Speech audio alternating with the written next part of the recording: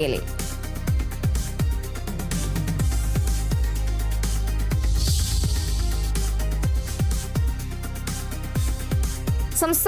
ശക്തമായ മഴ തുടരും. മധ്യകേരളത്തിലും വടക്കൻ കേരളത്തിലും ഇന്ന് ശക്തമായ മഴയ്ക്ക് സാധ്യത. 9 ജില്ലകളിൽ ഇന്ന് മഞ്ഞ മുന്നറിയിപ്പ്. ശക്തമായ കാറ്റിനും ഇടിമിന്നലിനും സാധ്യത.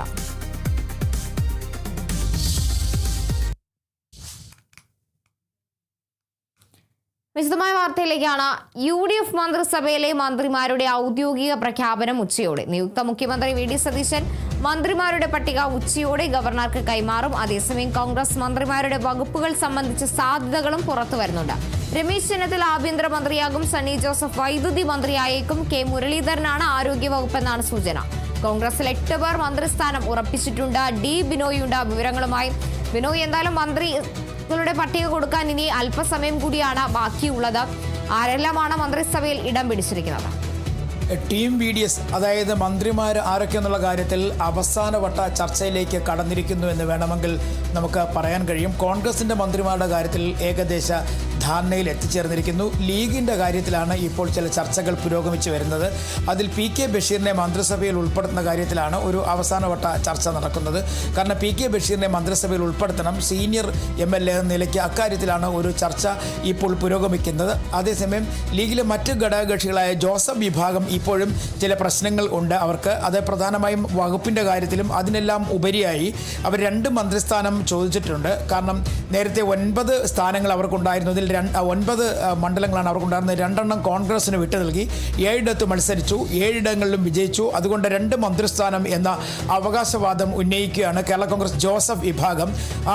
അതുകൊണ്ട് തന്നെ അവർ അതിൽ പ്രധാനമായും ഒരു മന്ത്രിസ്ഥാനം നൽകി കഴിഞ്ഞു. ഒരു പക്ഷേ ചീഫ് വിപ്പ് കൂടി നൽകിക്കൊണ്ട് അവരെ അനുനയിപ്പിച്ച് ഒപ്പം നിർത്തും. അനൂപ് ജേക്കബ്, മാണി സി കാപ്പൻ ഇവർക്ക് ടേം വ്യവസ്ഥയിൽ മന്ത്രിസ്ഥാനം പങ്കുവയ്ക്കുന്നതിനെ കുറിച്ചാണ് ഇപ്പോൾ ആലോചിക്കുന്നത്. ടേം വ്യവസ്ഥ എന്ന് പറയുമ്പോൾ 2.5 വർഷം വീതം ഇരു കൂട്ടർക്കും ലഭിക്കും. എന്നാൽ അവർക്ക് നൽകുന്ന വകുപ്പിനെ കുറിച്ച് ധാരണയിലേക്ക് എത്തിച്ചേർന്നിട്ടില്ല. CMP നേതാവായ CP ജോണിന് 5 വർഷവും ഭരിക്കാൻ കഴിയും. അദ്ദേഹത്തിന് പൂർണ്ണ ചുമതലയുള്ള വകുപ്പ് നൽകുകയും ചെയ്യും. RSPക്ക് ഒരു മന്ത്രിസ്ഥാനമാണ്. ഇങ്ങനെയാണ് നിലവിൽ ഇപ്പോൾ ധാരണയായിരിക്കുന്നത്. കോൺഗ്രസിലെ പ്രധാനപ്പെട്ട നേതാക്കന്മാരെ എല്ലാം മന്ത്രിസഭയിൽ ഉൾപ്പെടുത്തുന്നതിന് വേണ്ടിയുള്ള നീക്കങ്ങൾ കോൺഗ്രസിൻ്റെ ഭാഗത്ത് നിന്ന് നടക്കുന്നുണ്ട്. KC വേണുഗോപാലും ഒപ്പം തന്നെ VD സതീശനും KPCC അധ്യക്ഷൻ സണ്ണി ജോസഫുമായുള്ള ചർച്ചകൾ പുരോഗമിക്കുന്നുണ്ട്. പ്രമുഖരെ എല്ലാം തന്നെ മന്ത്രിസഭയിൽ ഉൾപ്പെടുത്തിക്കൊണ്ട് മുന്നോട്ട് പോകാൻ തന്നെയാണ് കോൺഗ്രസിൻ്റെ നീക്കം. നിലവിൽ അന്ത്യഘട്ടത്തിലേക്ക് വേണമെങ്കിൽ ചർച്ചകൾ എത്തിച്ചേർന്നു എന്ന് പറയാൻ കഴിയും. കാരണം വലിയ തർക്കങ്ങളില്ലാതെ കോൺഗ്രസിന് മന്ത്രിസ്ഥാനം നൽകുന്ന കാര്യം അവസാന ഘട്ടത്തിലേക്ക് എത്തിച്ചേർന്നിട്ടുണ്ട്. ഇതിൽ പ്രധാന പ്രശ്നമായി നിലനിൽക്കുന്നത് ഇപ്പോൾ ഈ ഘടകകക്ഷികളായ ജോസഫ് വിഭാഗവും അതുപോലെ തന്നെ ഈ ടേം വ്യവസ്ഥയിൽ മന്ത്രിസ്ഥാനം പങ്കുവയ്ക്കുന്ന കാര്യത്തിൽ അനൂപ് ജേക്കബുമാണ് ചില വിയോജിപ്പുകൾ മുന്നോട്ട് വച്ചിട്ടുള്ളത്. ആ പ്രശ്നം പരിഹരിക്കാൻ കഴിയും എന്ന് തന്നെയാണ് നേതൃത്വത്തിൻ്റെ തീരുമാനം. എന്തായാലും പ്രധാന വകുപ്പുകൾ ഏകദേശം നമുക്ക് കിട്ടുന്ന വിവരങ്ങൾ അനുസരിച്ച് VD സതീശൻ മുഖ്യമന്ത്രി, അദ്ദേഹത്തിന് ധനവും തുറമുഖവും പൊതുഭരണവും ലഭിക്കും. അത് ഏകദേശം ഉറപ്പായി കഴിഞ്ഞിരിക്കുന്നു. ടീം ലീഡർ എന്ന നിലയ്ക്കാണ് ധനവകുപ്പ്. സാധാരണ വളരെ നാളുകൾക്ക് ശേഷമാണ് ഒരു മുഖ്യമന്ത്രി ധനവകുപ്പ് കൈകാര്യം ചെയ്യുന്നത്. അതുപോലെ തന്നെ രമേശ് ചെന്നിത്തല, അദ്ദേഹം VD സതീശൻ്റെ ടീമിലെ 2ാമനാണ്. ആഭ്യന്തരവും വിജിലൻസും അദ്ദേഹത്തിന് ലഭിക്കും എന്ന് ഏകദേശം ഉറപ്പാണ്. നേരത്തെ ഉമ്മൻചാണ്ടി മന്ത്രിസഭയിലും അദ്ദേഹം ആഭ്യന്തര വകുപ്പ് ഭരിച്ചിരുന്നു. അതുകൊണ്ട് അദ്ദേഹത്തിന് അതിൻ്റെതായ ഒരു പരിചയ സമ്പത്ത് കൂടിയുണ്ട്. അതുകൊണ്ട് അദ്ദേഹം തന്നെയായിരിക്കും ആഭ്യന്തര വകുപ്പ് കൈകാര്യം ചെയ്യുക. സണ്ണി ജോസഫ് KPCC അധ്യക്ഷൻ, പേരാവൂരിലെ MLA, അദ്ദേഹത്തിനായിരിക്കും റവന്യൂ വകുപ്പ് അദ്ദേഹത്തിന് നൽകും. കാരണം മുതിർന്ന MLA ആണ്. അത് മാത്രമല്ല KPCC അധ്യക്ഷൻ നിലയ്ക്ക് ഒരു പ്രധാനപ്പെട്ട വകുപ്പ് തന്നെ നൽകിയിരിക്കുന്നു. റവന്യൂ വകുപ്പ് സണ്ണി ജോസഫ് കൈകാര്യം ചെയ്യും. കാരണം ഈ പലതരത്തിലുള്ള പ്രശ്നങ്ങളുള്ള ഒരു വകുപ്പ് കൂടിയാണ്. അതുകൊണ്ട് തന്നെ അത് വളരെ ഉത്തരവാദിത്തത്തോടുകൂടി തന്നെ ഘടകകക്ഷികൾക്ക് നൽകാതെ CPIM ഘടകകക്ഷികൾക്ക് നൽകാതെ കോൺഗ്രസ് തന്നെ നോക്കുകയാണ്. അതേസമയം K മുരളീധരൻ മുതിർന്ന MLA ആണ്. അദ്ദേഹത്തിന് ആരോഗ്യ വകുപ്പ്, നേരത്തെ വീണ ജോർജ് CPIM കൈകാര്യം ചെയ്തിരുന്ന വകുപ്പാണ്. ആ വകുപ്പിനെ ചൊല്ലി തന്നെ വലിയ തരത്തിലുള്ള വിവാദങ്ങളും പ്രശ്നങ്ങളും പ്രതിസന്ധികളും ഒക്കെ ഉണ്ടായിരുന്നൊരു വകുപ്പാണ്. അതുകൊണ്ട് വളരെ ഉത്തരവാദിത്തത്തോടുകൂടി കൈകാര്യം ചെയ്യേണ്ട ഒരു വകുപ്പ് തന്നെ K മുരളീധരന് ചുമതല എത്തുന്നു. അത് ആരോഗ്യവകുപ്പാണ്. പ്രശ്നങ്ങൾ നിരവധിയുള്ളൊരു വകുപ്പ് കൂടിയാണ്. ആ ആരോഗ്യവകുപ്പ് കൈകാര്യം ചെയ്യുക K മുരളീധരനായിരിക്കും. PC വിഷ്ണുനാഥ് കുണ്ട്രയിൽ നിന്നുള്ള MLA 2 പ്രാവശ്യമായി കുണ്ട്രയിൽ നിന്ന് വിജയിക്കുന്നു. അദ്ദേഹത്തിന് വൈദ്യുതി വകുപ്പ് ആണ് നൽകിയിരിക്കുന്നത്. വൈദ്യുതി വകുപ്പിനൊപ്പം ഒരു പക്ഷേ ഉന്നത വിദ്യാഭ്യാസ വകുപ്പ് കൂടി അദ്ദേഹത്തിന് ലഭിക്കാനുള്ള സാധ്യതയുണ്ട് എന്നുള്ള വിവരങ്ങൾ പുറത്തേക്ക് വരുന്നു. അന്തിമ തീരുമാനത്തിലേക്ക് എത്തിയിട്ടില്ല. ഏകദേശ പരിഗണനാ പട്ടിക മാത്രമാണ് ഇപ്പോൾ നമുക്ക് പറയാൻ കഴിയുക. അതിൽ CP ജോണിന് സഹകരണ വകുപ്പ്, നേരത്തെ CMBക്ക് സഹകരണ വകുപ്പാണ് നൽകിയിരുന്നത്. MB രാഘവൻ സഹകരണ മന്ത്രിയായി പ്രവർത്തിച്ചിട്ടുണ്ട്. അതുകൊണ്ട് തന്നെ ആ വകുപ്പ് തന്നെ ഈ പ്രാവശ്യം CMBക്ക് നൽകുന്നു. ഇനി സഹകരണ വകുപ്പ് കോൺഗ്രസ് ഏറ്റെടുത്താലും അത്ഭുതപ്പെടേണ്ട കാര്യമില്ല. ഒരു പ്രധാനപ്പെട്ട വകുപ്പാണ്. കഴിഞ്ഞ LDF ഭരണ സമയത്ത് വലിയ തരത്തിൽ വിവാദമുണ്ടായ ഒരു വകുപ്പ് എന്ന നിലയ്ക്ക് അവിടേക്ക് ഒരു നോട്ടം നേരത്തെ തന്നെ കോൺഗ്രസിനുണ്ടായിരുന്നു, പ്രശ്നങ്ങൾ പരിഹരിക്കാൻ ലക്ഷ്യം. അങ്ങനെയാണെന്നുണ്ടെങ്കിൽ സഹകരണ വകുപ്പ് ഒരുപക്ഷെ കോൺഗ്രസ് ഏറ്റെടുക്കാനുള്ള സാധ്യതയും തള്ളിക്കളയാനാകില്ല. കേരള കോൺഗ്രസ് ജോസഫ് വിഭാഗത്തിലെ മോൻസ് ജോസഫാണ് കൃഷി ജലവിഭവ വകുപ്പിന്റെ ചുമതലക്കാരൻ. കേരള കോൺഗ്രസ് ജോസഫ് വിഭാഗത്തിന് ഒരു വകുപ്പാണ് നൽകിയിട്ടുള്ളത്, അത് ജലവിഭവ വകുപ്പാണ്. നേരത്തെ ജലവിഭവ വകുപ്പ് തന്നെയാണ് അവർ കൈകാര്യം ചെയ്തിരുന്നത്. അതുകൊണ്ട് ഇത്തവണയും അവർക്ക് ജലവിഭവ വകുപ്പ് നൽകുന്നു. മുതിർന്ന നേതാവ് എന്ന നിലയ്ക്ക് തിരുവഞ്ചൂർ രാധാകൃഷ്ണൻ ഒരു പക്ഷേ സ്പീക്കർ ആവാനുള്ള സാധ്യത തള്ളിക്കളയാനാകില്ല. അദ്ദേഹത്തിന് അതിൻ്റെ സാധ്യതയുണ്ട്. കാരണം നേരത്തെ തന്നെ മന്ത്രിമാർ ആകുന്ന കാര്യത്തിലുള്ള ചർച്ചകളിൽ നിന്ന് അദ്ദേഹത്തിൻ്റെ പേര് ഒഴിവാക്കിയിട്ട് ഒരു ഉന്നത പദവി തന്നെ അദ്ദേഹത്തിന് നൽകും. സ്പീക്കർ എന്ന പദവി അദ്ദേഹത്തിന് നൽകുകയാണ്. തിരുവഞ്ചൂർ രാധാകൃഷ്ണൻ ഡെപ്യൂട്ടി സ്പീക്കറായിട്ട് ഷാനിമോൾ ഉസ്മാൻ വരാനുള്ള സാധ്യതയും തള്ളിക്കളയാനാകില്ല. കാരണം മധ്യ കേരളത്തിലുള്ള ഒരു പ്രതിനിധി നിലയ്ക്ക് ഷാനിമോൾ ഉസ്മാനെ കൂടി അവരെ പരിഗണിക്കാൻ സാധ്യതയുണ്ട്. അങ്ങനെ സ്പീക്കറും ഡെപ്യൂട്ടി സ്പീക്കർ പദവികളും രണ്ടും കോൺഗ്രസ് ഏറ്റെടുത്തിരിക്കുന്നു എന്നതാണ് നിലവിൽ വരുന്ന റിപ്പോർട്ട്. കാരണം നേരത്തെ ഡെപ്യൂട്ടി സ്പീക്കർ പദവി ജോസഫ് വിഭാഗം ചോദിച്ചിരുന്നെങ്കിലും ഘടകകക്ഷികൾക്ക് അത് നൽകിയില്ല. ഒപ്പം RSPയും അത്തരത്തിൽ ഒരു ഡെപ്യൂട്ടി സ്പീക്കർ പദവി ചോദിച്ചിരുന്നു, പക്ഷേ അവർ നൽകാൻ തയ്യാറായിട്ടില്ല. ഇപ്പോൾ സ്പീക്കർ, ഡെപ്യൂട്ടി സ്പീക്കർ പദവികൾ, സ്പീക്കർ പദവിയിലേക്ക് തിരുവഞ്ചൂർ രാധാകൃഷ്ണനും ഡെപ്യൂട്ടി സ്പീക്കർ പദവിയിലേക്ക് ഷാനിമോൾ ഉസ്മാനും വരും എന്നുള്ളത് ഏകദേശം ഉറപ്പായി കഴിഞ്ഞു. ഇന്ന് കോൺഗ്രസിൽ ഇനിയും ആളുകളുടെ പേരുകൾ വരാനുണ്ട്.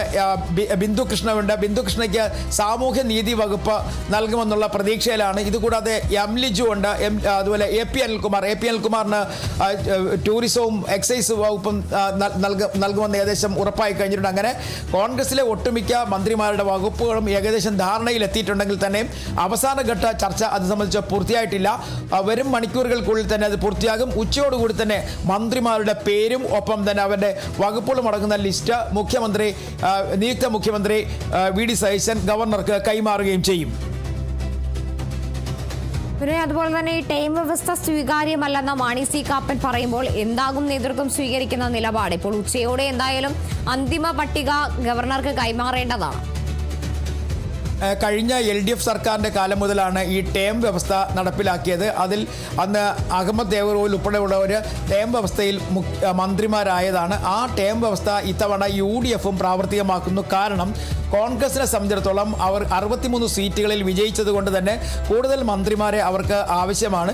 കഴിഞ്ഞ പ്രാവശ്യം കേരള കോൺഗ്രസ് എമ്മും അതുപോലെ LJDക്കും ഉണ്ടായിരുന്ന മന്ത്രിസ്ഥാനം കൂടി ഇത്തവണ കോൺഗ്രസ് ഏറ്റെടുത്തിട്ടും കൂടുതൽ ആളുകളെ പരിഗണിക്കേണ്ടി വരുന്നൊരു സാഹചര്യം. അതുകൊണ്ടാണ് അനൂപ് ജേക്കബിനെയും ഒപ്പം തന്നെ മാണി സി കാപ്പനും ഒരു വകുപ്പ് തന്നെ 2 സമയങ്ങളിലായി അല്ലെങ്കിൽ 2ആയി വിഭജിച്ച് നൽകാൻ തീരുമാനിച്ചിരിക്കുന്നു. അതായത് അവരുടെ ടേം 5 വർഷം എന്നുള്ളത് 2.5 വർഷം വീതം നൽകുന്നതിനെ കുറിച്ചാണ് ഇപ്പോൾ തീരുമാനം. പക്ഷേ അനൂപ് ജേക്കബ് അത് അംഗീകരിച്ചിട്ടില്ല.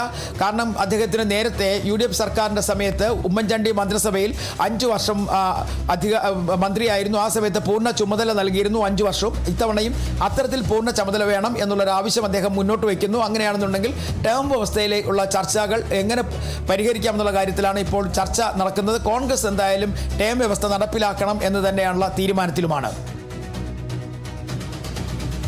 പിന്നെ അതുപോലെ മറ്റൊരു കാര്യം, വിദ്യാഭ്യാസം കോൺഗ്രസ് ഏറ്റെടുക്കണമെന്നൊരു ആവശ്യം ഉയരുന്നുണ്ട്. ആ ആവശ്യം നിലനിൽക്കുന്ന സാഹചര്യത്തിൽ മുസ്ലിം ലീഗ് ആയിരുന്നു നമുക്കറിയുന്നത് പോലെ വിദ്യാഭ്യാസത്തിന്റെ കാര്യത്തിൽ നോക്കുകയാണെങ്കിൽ ഇതിനു മുമ്പുള്ള കാര്യങ്ങളിൽ അപ്പോൾ വിദ്യാഭ്യാസം കോൺഗ്രസ് ഏറ്റെടുക്കണമെന്ന ഒരു ആവശ്യത്തിൽ നേതൃത്വം ഈ ഒരു സാഹചര്യത്തിൽ എന്ത് നിലപാടായിരിക്കും സ്വീകരിക്കുക?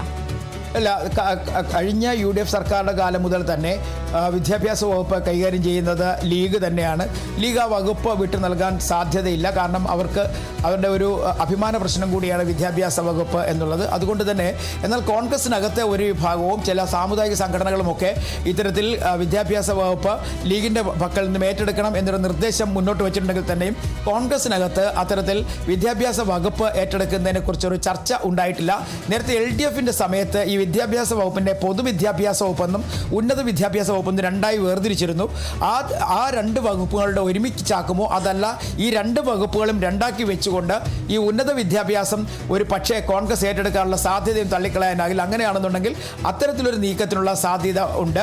പ്രത്യേകിച്ചും നേരത്തെ LDF രണ്ടായി വിഭജിച്ചിരുന്ന വകുപ്പുകൾ, വിദ്യാഭ്യാസ വകുപ്പ്, അതിൽ ഉന്നത വിദ്യാഭ്യാസ വകുപ്പിനെ, പ്രത്യേകിച്ച് യൂണിവേഴ്സിറ്റിയുമായി ബന്ധപ്പെട്ട കാര്യങ്ങളെല്ലാം വരുന്ന ഉന്നത വിദ്യാഭ്യാസ വകുപ്പിനെ ഒരു പക്ഷേ കോൺഗ്രസ് ഏറ്റെടുക്കാനുള്ള സാധ്യതയും തള്ളിക്കളയാനാകില്ല.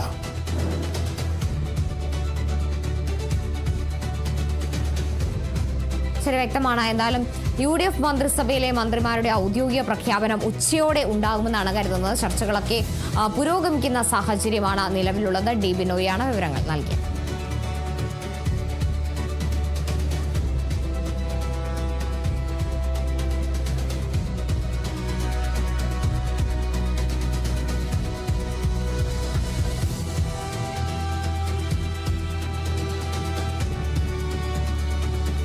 മുസ്ലിം ലീഗ് മന്ത്രിമാരിൽ അഞ്ചാമൻ ആരാകുമെന്നതിൽ ചർച്ച തുടരുന്നു. കളമശ്ശേരിയിൽ നിന്നുള്ള V. അബ്ദുൽ ഗഫൂർ, മഞ്ചേശ്വരം നിയുക്ത MLA AK അഷ്റഫ് എന്നിവരുടെ പേരാണ് പരിഗണനയിലുള്ളത്. അതിനിടെ മന്ത്രിസ്ഥാനത്തേക്ക് പരിഗണിച്ചിരുന്ന KM ഷാജിയുടെ സാധ്യത മങ്ങുകയാണ്.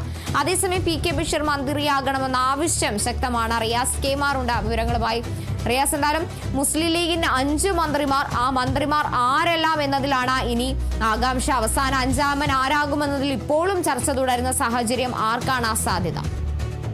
തീർച്ചയായും. കാരണം ഈ മുസ്ലിം ലീഗിന്റെ മന്ത്രിമാരെ സംബന്ധിച്ച് 5 മന്ത്രിമാരെ സംബന്ധിച്ചുള്ള ചർച്ചകൾ അത് മാരത്തൺ ചർച്ചകളാണ്. അവസാന മണിക്കൂറുകളിലേക്ക് കടക്കുകയാണ്. അതിൽ ചില മാറ്റങ്ങൾ നമ്മൾ നേരത്തെ പറഞ്ഞ മാറ്റങ്ങൾ തന്നെയാണ്. അതായത് കോഴിക്കോട് നിന്നുള്ള പാറക്കൽ അബ്ദുള്ളയ്ക്കുള്ള സാധ്യത മങ്ങുന്നു എന്നുള്ളതാണ്. പാറക്കൽ അബ്ദുള്ള മന്ത്രിയാവാനുള്ള സാധ്യത വളരെ വിരളമാകുന്നു എന്നുള്ളതാണ്. നേരത്തെ KM ഷാജിയും മന്ത്രിയാകില്ല, പകരം PK ബഷീർ മന്ത്രിയാകുമെന്നുള്ള സൂചന നമ്മൾ നൽകിയിരുന്നു. അത് പുതിയൊരു അക്കോമഡേഷന് വേണ്ടിയാണ് എന്നുള്ളതാണ്. അതായത് വലിയ പ്രതിഷേധം നേരത്തെ ഞാൻ സൂചിപ്പിച്ചിരുന്നു. AK അഷ്റഫിന് വേണ്ടി വലിയ സമ്മർദ്ദം ഉയർന്നിരുന്നു. കാസർഗോഡ് നിന്ന് ഒരു മന്ത്രി വേണം എന്നൊരു ആവശ്യം ഉയർന്നിരുന്നു. മാത്രമല്ല AK അഷ്റഫിന്റെ തുടക്കത്തിൽ മന്ത്രിയോ ഡെപ്യൂട്ടി സ്പീക്കർ പദവി കിട്ടുകയാണെങ്കിൽ അതോ ആക്കാനായിരുന്നു സാദിഖ് അലി തങ്ങൾ ആലോചിച്ചിരുന്നത്. പക്ഷേ ഡെപ്യൂട്ടി സ്പീക്കർ പദവിയും കോൺഗ്രസ് നേതൃത്വം തന്നെ ഏറ്റെടുക്കുകയാണ്. സ്പീക്കറായി ഒരുപക്ഷെ തിരുവഞ്ചൂരും ഡെപ്യൂട്ടി സ്പീക്കറായി ഷാനിമോൾ ഉസ്മാനും വരാനുള്ള സാധ്യതയാണ് പറയപ്പെടുന്നത്.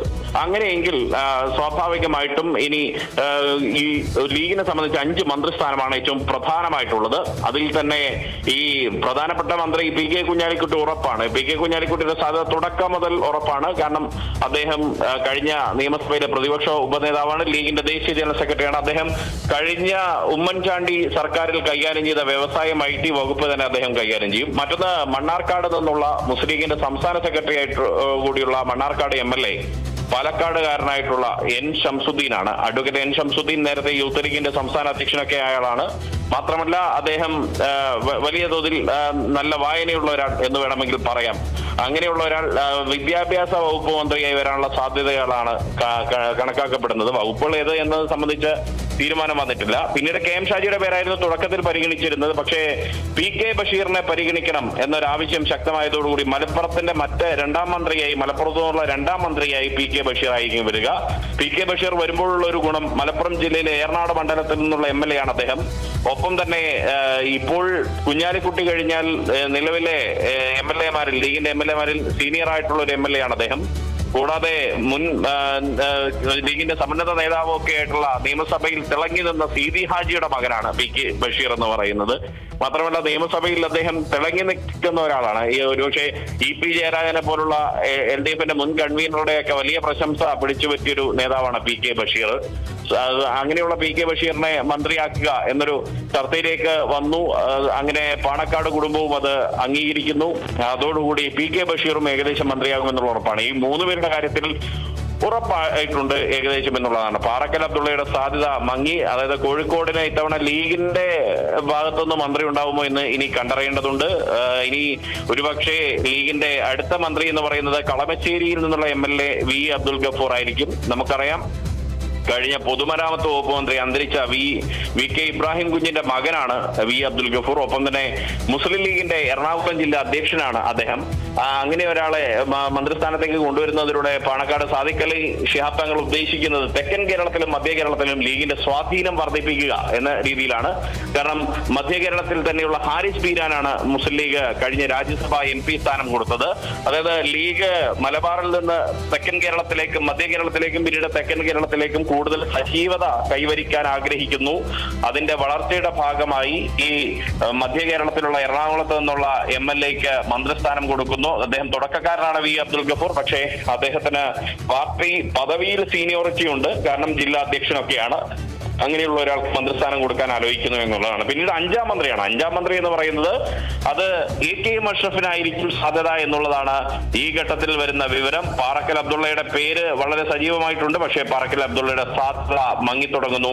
KM ഷാജിയുടെയും പാറക്കൽ അബ്ദുള്ളയുടെയും സാധ്യത മങ്ങി എന്ന് നമുക്ക് ഇനി പറയാവുന്ന രീതിയിലേക്ക് ആണ് കാര്യങ്ങൾ വരുന്നത്. പാറക്കൽ ഒരുപക്ഷെ മന്ത്രിയായേക്കില്ല. പകരം AKM അഷ്റഫ് മഞ്ചേശ്വരത്ത് നിന്ന് തുടർച്ചയായി രണ്ടാം തവണയും BJPയുടെ ഭീഷണി അതിജീവിച്ചു വരുന്ന AKM അഷ്റഫ്, മാത്രമല്ല ശിരൂർ ദൗത്യം വളരെ മനോഹരമായി നിർവഹിച്ച AKM അഷ്റഫ് AKM-ഉം മന്ത്രിയായി ഉണ്ടാകുമെന്നുള്ള സൂചനകളാണ് ഈ ഘട്ടത്തിൽ പുറത്തുവരുന്നത്. അടുത്ത മണിക്കൂറുകളിൽ ഒരുപക്ഷെ ഇതിൽ മാറ്റം വന്നേക്കാം. കാരണം അന്തിമഘട്ട ചർച്ചകളാണ് നടക്കുന്നത്. ഉച്ചയ്ക്ക് 2 മണിയാകുമ്പോഴേക്കും അതിനു മുൻപ് തന്നെ ഇതിന്റെ ഒരു അന്തിമമായിട്ടുള്ള ലിസ്റ്റ് ലീഗ് നേതൃത്വത്തിൽ നിന്നും ലഭിക്കാനുള്ള സാധ്യതയുമുണ്ട്.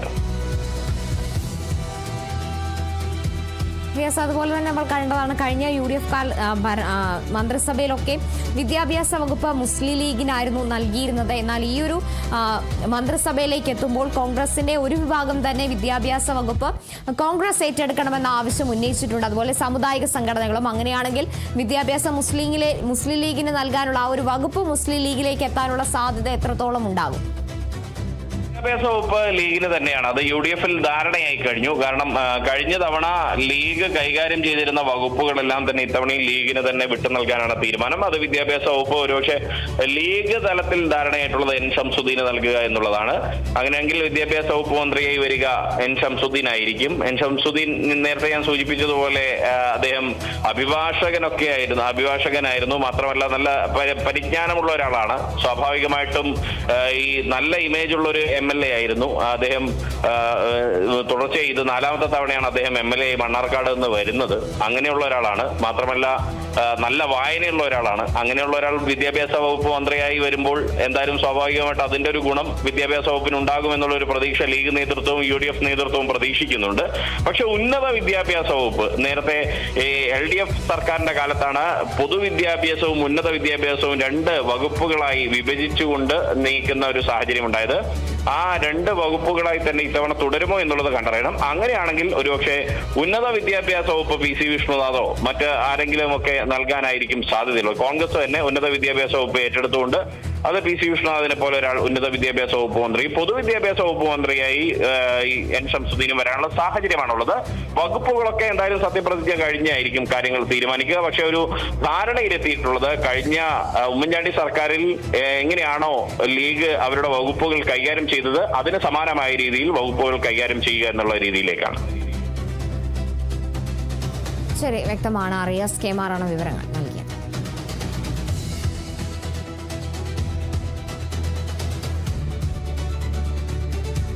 നിയമവ്യവസ്ഥ സ്വീകാര്യമല്ലെന്ന് മാണി C കാപ്പൻ. മന്ത്രിസ്ഥാനം നൽകുന്നത് VD സതീശനും രമേശ് ചെന്നിത്തലയും പറഞ്ഞിട്ടുണ്ട്. ഇരുവരും വാക്കുപാലിക്കണം. ടീം UDF എന്ന് പറയുമ്പോൾ എല്ലാവരും ഇല്ലേ എന്നും മാണി C കാപ്പൻ ചോദിച്ചു.